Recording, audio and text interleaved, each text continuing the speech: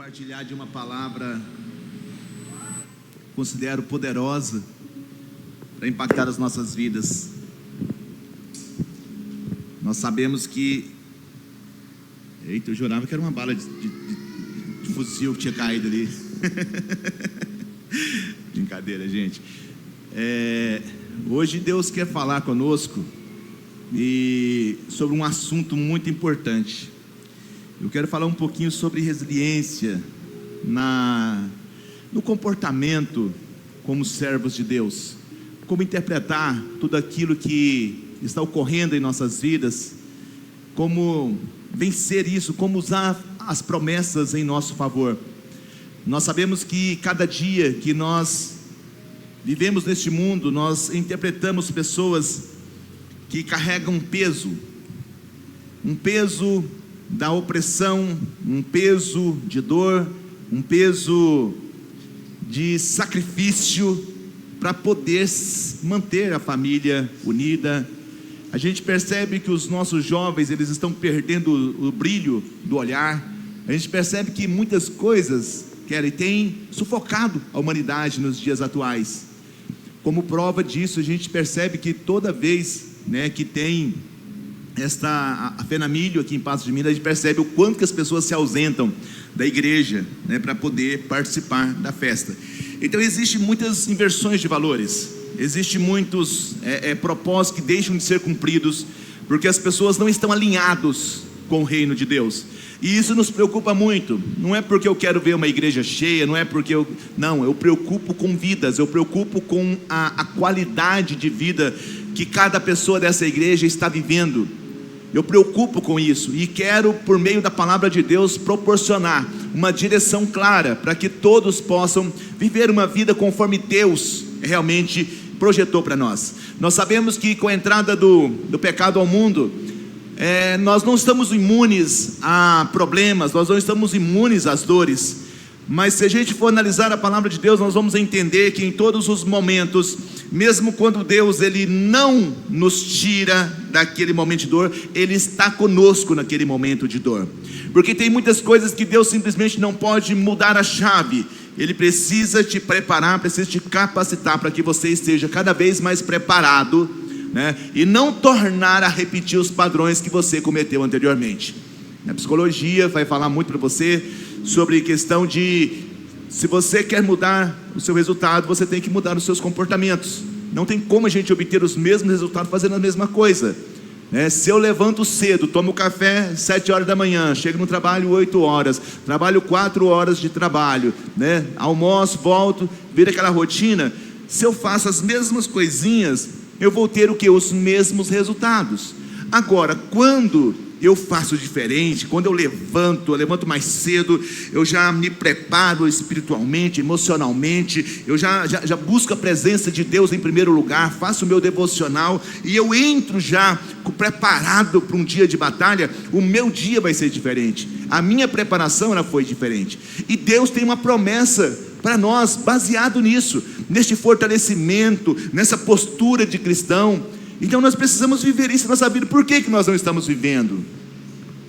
Eu não sei se é o retorno ou se está muito... Tá?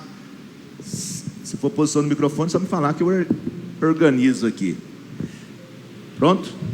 Então é basicamente isso que nós vamos trabalhar nessa noite. E eu quero que vocês prestem muita atenção, porque Deus, Ele tem uma palavra para você. Coloca para mim o texto de Isaías, capítulo 41. Nós vamos ler 2 versículos, o versículo 10 e o versículo 13. Muitas vezes a gente olha, para a circunstância em que estamos vivendo, e muitas pessoas perguntam: Deus se esqueceu de mim? Onde está Deus? Quando tudo desaba mesmo, a gente pergunta: onde está Deus? E Deus está aqui. Isaías 41, versículo 10 e depois o versículo 13.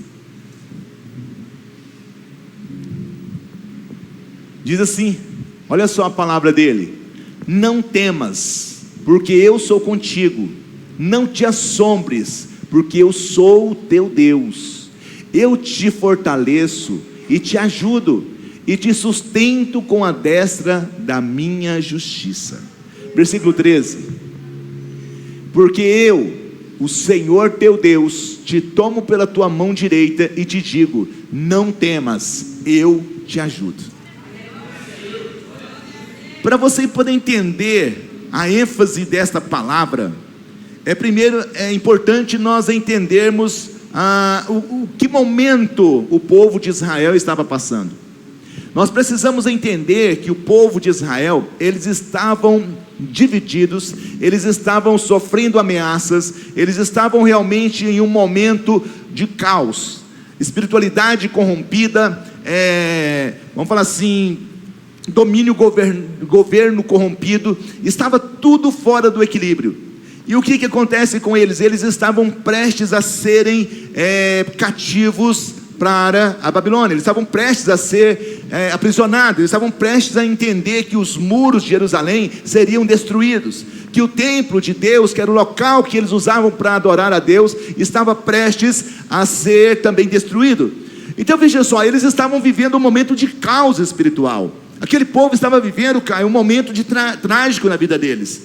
E Deus vem para eles no meio desse momento e fala assim: olha, eu sou o Deus que te ajudo, eu estou contigo, não temas. Deus está dizendo para aquele povo, fala assim: olha pessoal, não temas. Mas aí nós perguntamos: pastor, mas se Deus fala não temas, por que Deus permitiu que eles fossem cativos? Por que Deus permitiu toda aquela tragédia com Jerusalém, com Judá? Por que Deus permitiu tudo aquilo? Por que os hebreus, os israelitas foram levados cativos para a Babilônia? Por que isso aconteceu? Deus esqueceu deles? Será que por acaso? Não, Deus não esqueceu deles. Antes de acontecer aquilo, Deus já estava dizendo: olha, não temas, porque eu sou contigo. Não temas, porque eu sou contigo. Na frente vai falar assim: eu te sustento, né? Porque eu sou o Senhor, o Deus que tomo pela tua mão direita. Ou seja, é um Deus que te ajuda. Agora, pastor, como que Deus pode nos ajudar? Muitas vezes nós geramos as frustrações no meio evangélico, porque muitas pessoas querem ensinar que tudo Deus vai fazer por você. Eu sempre repito essa frase, sempre repito essa informação, porque é algo que realmente a gente observa por aí. Tudo Deus faz para mim. Deus é que me dá casa, Deus é que me dá carro, Deus é que me dá emprego, Deus é que me dá tudo. Amém. Deus, Ele abre o caminho para você, mas é você que tem que ir lá fazer a entrevista de emprego. Deus, Ele prospera o seu caminho, mas é você que vai ter que ir lá assinar o financiamento, ou talvez a compra da casa. É Deus que vai te abrir o caminho, mas é você que vai lá comprar o carro que você quer. Então a gente tem o hábito de tudo terceirizar para Deus. E é o que a religiosidade tem mostrado para as pessoas hoje. E as pessoas vêm para a igreja e depositam uma fé, não, assim, uma necessidade tão grande de Deus fazer as coisas por elas, que eles deixam de fazer, eles deixam de realizar. As pessoas estão deixando de ser. As pessoas vêm para a igreja hoje para buscar o quê? Para buscar uma porta aberta, para buscar prosperidade, para poder o ego ser aumentado. E a gente precisa mudar esse cenário. A gente precisa mostrar que Deus, Ele abre o caminho, que Deus, Ele está conosco mesmo nos momentos mais desafiadores da nossa vida. Mas é nós que temos que dar o pontapé inicial, é nós que temos que partir, é nós que temos que clamar, é nós que temos que nos posicionarmos diante da situação. Não adianta ficar de braço cruzado esperando que Deus faça tudo por nós. E aí depois, quando não acontece, aí nós vamos falar para Deus: Deus se esqueceu de mim, Deus não está comigo, Deus, Ele se afastou. Onde está Deus? Onde está Deus? Agora observa, para você ver, esse texto aqui que nós estamos falando, de Isaías, está falando justamente de um ponto crucial, onde eles estavam realmente sufocados, um caos, oprimidos, depressivos, estava sem líder governante, estava sem líder espiritual para cuidar deles, porque a fé estava corrompida. Aí Deus levanta o profeta Isaías para poder falar que está com eles. Para quem acreditou nesta visão, eles não se contaminaram. Você está entendendo? Quando esses que foram levados cativos para a Babilônia, nós temos muitas pessoas lá que não foi para a Babilônia trabalhar como escravo. Eles foram lá e tornaram governadores. Sabe por quê? Porque acreditaram na promessa de Deus. A promessa de Deus, por mais que te conduza em caminhos que parecem ser tortuosos, mas quando você crê que Deus está contigo naquela jornada, tudo faz diferente. Quando você acredita que Deus está contigo naquela jornada, por mais que pareça ser frustrante, por mais que pareça não ter controle, mas quando você crê, você sabe que o final é certo, a vitória é certa, o resultado é positivo. Olha só esses meninos, Sadraque, Mesaque, Abednego, Daniel, eles foram levados meninos ainda lá para a Babilônia. E quando eles chegam lá na Babilônia, o que eles fazem? Todos os povos, muita parte que estava corrompida, que não estava com a fé, que não estava conectado em Deus, o que eles fizeram? Chegou lá, o rei serviu um manjar, e eles entraram a cara no vinho, entraram a cara na comida, manjar dos reis. Mas Daniel e os seus amigos que estavam ali, que eram considerados como sábios, né, de Judá, o que eles fizeram? Eles não se contaminaram. Eles pediram para o mestre lá, para o eunuco, falaram assim: dá para nós legumes, nós vamos comer legumes, nós não queremos isso. Aí eles foram servir 10 dias que ele ficou lindo, maravilhoso, formoso, a pele deles ficaram bonitas. E o que acontece? O eunuco foi lá e cortou o manjar de todo mundo e colocou todo mundo no prumo. Agora sabe o que isso nos mostra? Nos mostra que às vezes, quando nós precisamos de Deus, nós nos aproximamos dele, nós buscamos a presença dele, nós falamos que nós somos servos, que nós somos filhos de Deus. Mas quando dá algo errado, quando as coisas não acontecem da forma que nós queremos, quando de repente nós tropeçamos por algo, porque nós decidimos tropeçar, porque nós decidimos fazer a coisa errada, porque nós tomamos a decisão errada, sabe o que acontece? A gente vira e fala assim: Deus se esqueceu de mim. Então quer saber de um negócio? Eu vou entortar o caneco. Aí o que acontece? Eu vou voltar para as drogas, eu vou separar dessa mulher, eu vou separar deste homem, e aí vira um caos na sociedade. Se você observar, é o que estamos vivendo, é o que nós estamos vendo, não vivendo pessoalmente, mas é o que nós estamos vendo na sociedade, uma sociedade totalmente disfuncional, que precisa resgatar o verdadeiro amor de Deus, que precisa resgatar a verdadeira identidade de cristão. Muitas pessoas estão perdendo a característica daquilo que Deus nos formou. Muitas pessoas já perderam a configuração, a característica de imagem e semelhança de Deus. As pessoas estão se perdendo no mundo. Por quê? Porque querem terceirizar a culpa para Deus. Foram ensinadas a colocar a responsabilidade em Deus. Ou seja, Deus me dá tudo, eu não preciso me preocupar. E precisa se preocupar sim. Porque a promessa de Deus nos mostra que ainda que nós entramos em uma batalha, Ele entra com a gente, mas o processo nós temos que passar. Deus, Ele não vem, vira a chave e simplesmente muda tudo para você da noite para o dia. Exige um processo de transformação, porque não tem um método melhor para você se transformar do que a dor. A dor, ela faz você realmente, desculpa a expressão, mas faz nós tomarmos vergonha na cara e tomarmos a decisão correta. Esta é a verdade. A dor nos leva a isso. Quando a gente está numa zona de conforto, nós, tá bom, tudo tá bom para nós. Mas quando começa a doer, aí quando você começa a ver o seu filho sentindo dor, quando você vê a sua casa desmoronando, aí você levanta, se posiciona e toma uma decisão. E a decisão tem que ser assertiva. A decisão tem que ser de se conectar firmemente em Deus, de se entregar firmemente a Deus e viver a presença de Deus. Porque quando você faz isso, Deus, Ele vai estar com você. Ele vai estar com você e vai te dizer: não temas, porque eu te ajudo. Eu te tomo pela tua mão direita e eu te ajudo. Ou seja, eu sou com você.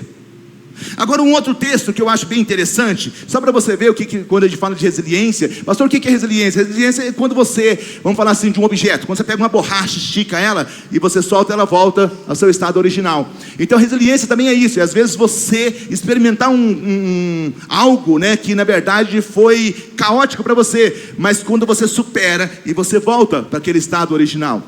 Então resiliência tem a ver com isso. Tem a ver com identidade, tem a ver com você experimentar sem você simplesmente se entregar. Você precisa às vezes nós precisamos às vezes passar por alguns desafios na vida, para que a gente possa mudar o cenário, para que nós possamos abrir, despertar em nós o que nós precisamos de fato trabalhar na nossa vida. Como está sendo meu comportamento com Deus? Como está sendo meu comportamento com a família? Como está sendo meu comportamento no meu local de trabalho? Como que está sendo o meu comportamento como cristão? Como que as pessoas veem Deus na minha vida? Como que as pessoas veem Deus, o Evangelho, por meio do meu comportamento?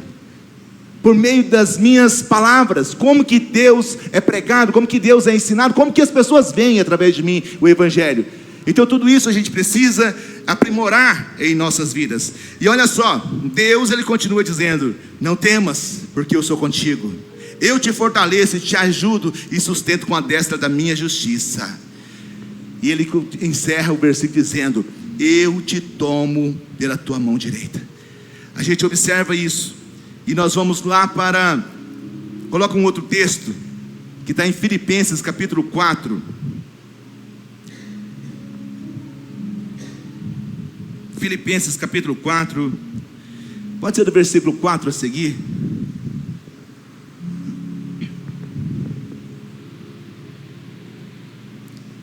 Filipenses capítulo 4, versículo 4 a seguir. Achou? Filipenses 4, versículo 4. Pode ser, pode deixar até aí mesmo. Vamos lá.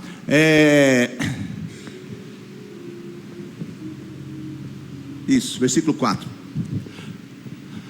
Alegrai-vos ou regozijai-vos sempre no Senhor. Outra vez digo, regozijai-vos ou alegrai-vos. Continua passando o versículo para frente,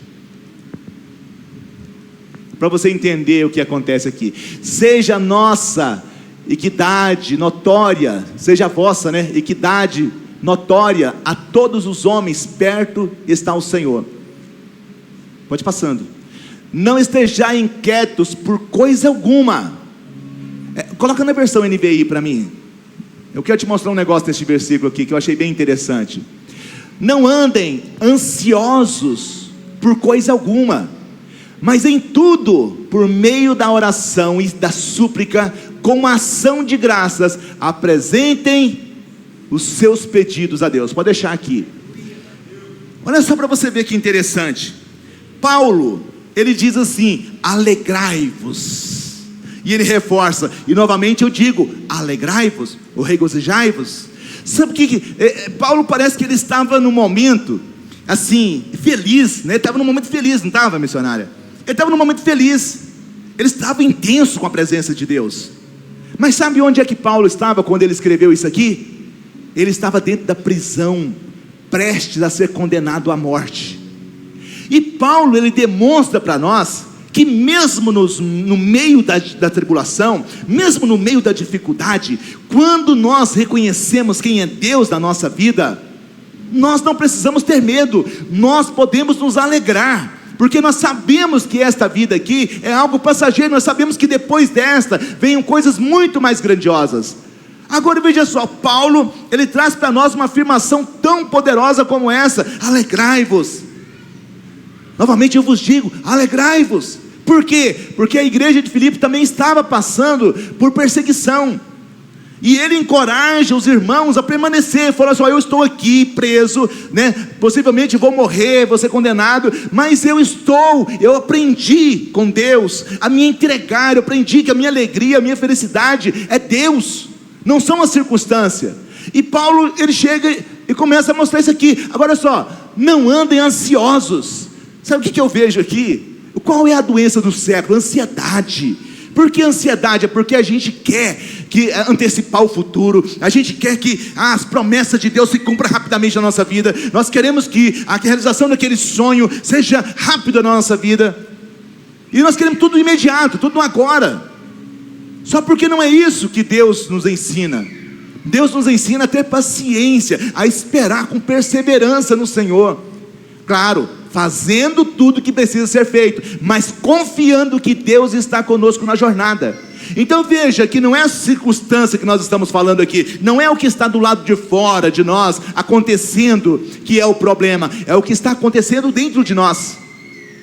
Porque assim como Isaías demonstrou que Deus ele é conosco, Ele está diante de nós, também nós observamos aqui Paulo dizendo: olha, Deus está aqui dentro.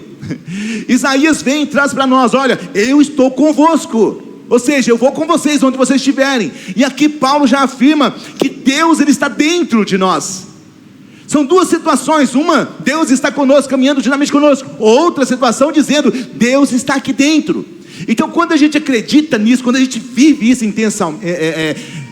intencionalmente, eu quero dizer para vocês que a gente começa a abrir os nossos olhos e entende que a alegria, que a felicidade, ela não está de ter, ela não está no possuir, ela está no ser. Ou seja, eu preciso ser feliz, eu preciso ser cristão, eu preciso ser filho de Deus. Nada impede você de buscar a riqueza, de buscar a prosperidade, de prosperar, nada impede você. Mas primeiro, antes de você ter alguma coisa, primeiro você precisa resgatar a sua identidade de Cristo.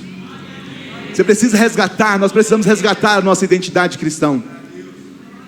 Essa identidade cristã está desconfigurada e nós precisamos elevar isso. Nós precisamos transbordar isso na nossa vida. Amém? E eu quero encerrar dizendo uma outra palavra que está em Romanos, capítulo 8, versículo 28.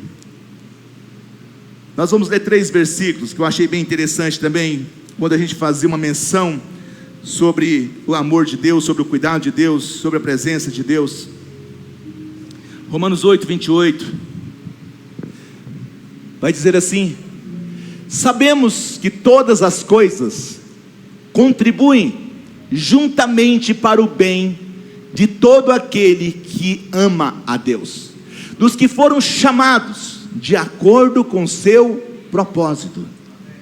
Ou seja, Paulo está dizendo aqui para nós, olha só, está trazendo para nós uma palavra poderosa. Sabemos que todas as coisas cooperam, ou seja, tudo coopera para o bem daquele que ama a Deus. Quando a gente se entrega, quando a gente tem um relacionamento afiado com Ele, Kelly, sabe o que acontece? Mesmo quando vier alguma adversidade, quando vier surgir alguma dor, quando surgir alguma coisa inesperada, nós sabemos que isso, de uma certa forma, se eu estiver conectado em Deus, vai contribuir para alguma coisa, vai contribuir. Talvez perdeu o emprego, Deus está vendo, colocando uma coisa melhor. Tudo contribui para aquele que ama a Deus. O tempo de espera é uma preparação. Tudo contribui para o bem daquele que ama a Deus. Então o que nós precisamos fazer, pastor? Amar a Deus intensamente, confiar nele, saber que Ele está caminhando conosco, saber que Ele está dentro de nós, e saber que tudo contribui para o bem daquele que ama a Deus. E no versículo 31 vai dizer assim: se Deus é por nós, quem será contra nós? Coloca para nós: que diremos, pois, diante destas coisas? Se Deus é por nós, quem será contra nós? Se nós estamos em Deus e Deus está em nós, quem é que pode? Quem é que pode? Ai, pastor, mas eu tenho 60 anos que eu sou cristão, tem 100 anos que eu sou cristão. Volto lá naquela palavra inicial. Você pode ser cristão, você pode estar salvo, mas você não foi realizado ainda, porque você ainda continua praticando os comportamentos que não vai te gerar resultados novos. Você continua fazendo coisas antigas, coisas que não te levaram a nada, e você insiste em fazer. Por quê, pastor? Porque está tudo dentro da sua cabeça, na sua história, e você precisa mudar isso. Por isso que Romanos 12, 2 vai dizer para você: não vos conformeis com este mundo, mas renovai a vossa mente, o seu entendimento, para que vocês possam experimentar a boa, perfeita e agradável vontade de Deus. Ou seja, nós só vamos experimentar a boa, perfeita e agradável vontade de Deus quando nós tivermos uma mudança de mentalidade, quando nós convertemos a nossa mente para Deus. É entender que Deus, Ele caminha conosco, entender que Deus, Ele está dentro de nós, e saber que todo o cenário da terra contribui para o bem daquele que ama a Deus. Então, se nós amamos a Deus, seja firme, porque o resultado vai ser bom. Eu acho que você não entendeu. Eu disse para você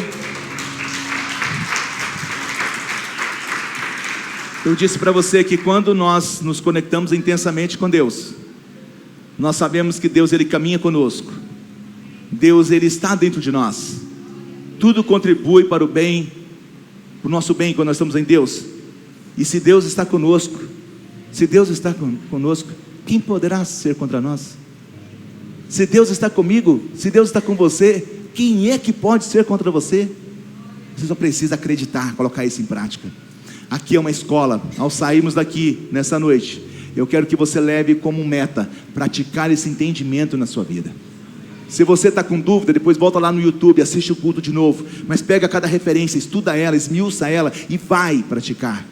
Pratica, porque você vai ver a mudança acontecendo na sua vida. Coloca o versículo 37 para a gente terminar. Eu quero orar por você. Isso aqui é Romanos 12, né? Não, é do outro lá ainda, tá? Romanos 8, 37. Entenda bem que essas promessas de Deus não significa ausência de dores, mas quer dizer propósito mesmo nas dores. Ou seja, vencer, superar, resistir, estar até o fim preparado, que Deus é contigo. Mas em todas essas coisas somos mais que vencedores por aquele que nos amou. Ou seja, esse é o versículo 37, né? Já encerrando, né? Então este versículo está trazendo para nós o quê? A menção que em todas as coisas nós somos mais do que vencedores, porque Deus, Ele nos amou. Deus, Ele nos trouxe a salvação. Deus nos trouxe a direção para que nós possamos usufruir do melhor dessa terra. Agora, se você não está comendo o melhor dessa terra, se nós ainda não estamos comendo o melhor dessa terra, nós precisamos mudar os nossos padrões de vida, precisamos mudar as nossas práticas, precisamos ajustar para que a glória de Deus nos encha, nos preparando e mostrando que Deus, Ele caminha conosco, que Deus, Ele está dentro de nós, que Deus, Ele preparou já tudo para nós, Ele já preparou, já deixou tudo preparado. Princípio, só basta nós executarmos e tudo vai acontecer na nossa vida para a honra e para a glória de Jesus. Mas alguma coisa me chama muita atenção aqui, Michel. Um cenário como esse, a gente entender que Deus, Ele caminha conosco, que Deus, Ele está dentro de nós, que tudo coopera para o bem daquele que ama a Deus, né? E depois nós ouvimos Paulo falar, mas em todas essas coisas somos mais do que vencedores por meio daquele que nos amou. Então, se nós temos essas promessas para nós, por que nós estamos andando tão longe de Deus? Por que as pessoas estão caminhando tão longe de Deus? Por que as pessoas estão caminhando tão desanimadas, né? E querem justificar, por que isso está ocorrendo? Nós sabemos que a Bíblia nos relata que no fim dos tempos, muito amor de muitos esfriariam, e a gente observa que isso tem ocorrido nas igrejas, não é só aqui no Céu Azul não, em todas as igrejas nós temos enfrentado isso, uma grande perseguição, um grande desânimo, e as pessoas desconectadas de Deus. Mas Deus nos faz um convite hoje. Você não é qualquer um, você não é multidão, você é único, você é única, especial para Deus, que Deus deseja realmente transbordar seu coração. Fica de pé no seu lugar, eu quero orar com você.